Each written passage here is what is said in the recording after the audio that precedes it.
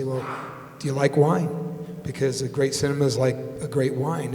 If you've never had great wine, then box wine might just be fine for you.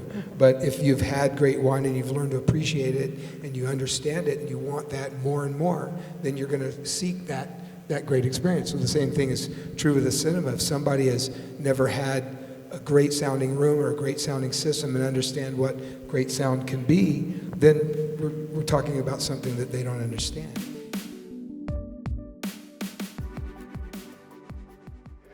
I agree with what they're saying, but the difference has been, I think, with Kaleidescape has been that integrators think of Kaleidescape as that expensive add-on to your system.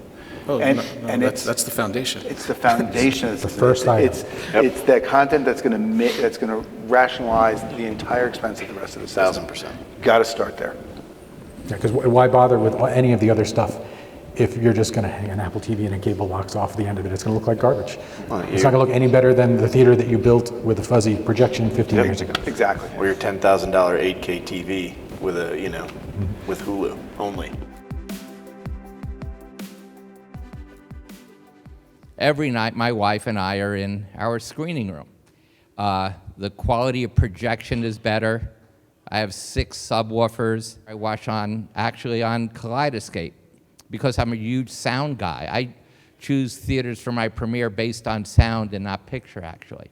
And I think nothing comes close to Kaleidescape in terms of sound separation and design and all that. So anyway, I think that the future is home theater, and I think the theaters know it too.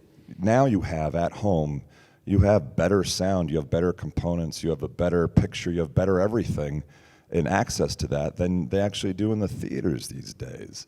So it really doesn't make sense too, also being that 99.9999% of all the content is available except for, I guess now, what's in the theater that day. And so why not, even if you have to wait, it just doesn't make much sense anymore. At least if we don't miss the physics aren't going to change. They're never going to change. The world works like it does. Sound propagates like it does. Light reflects off of the materials the way it does. We have to get the physics right in a room, and then we can put electronics in it. So if we don't get the physics right, the room will never work. So that's the biggest distinction from an integrator's perspective about what a home cinema is versus whatever else we do, is we don't have physics the same way we do in a home cinema, with any other thing that we do.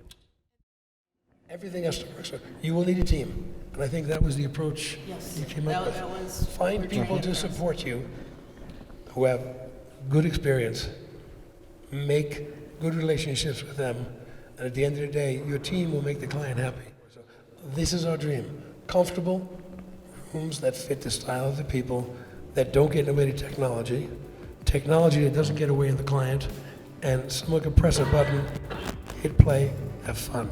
And that's what we're all about.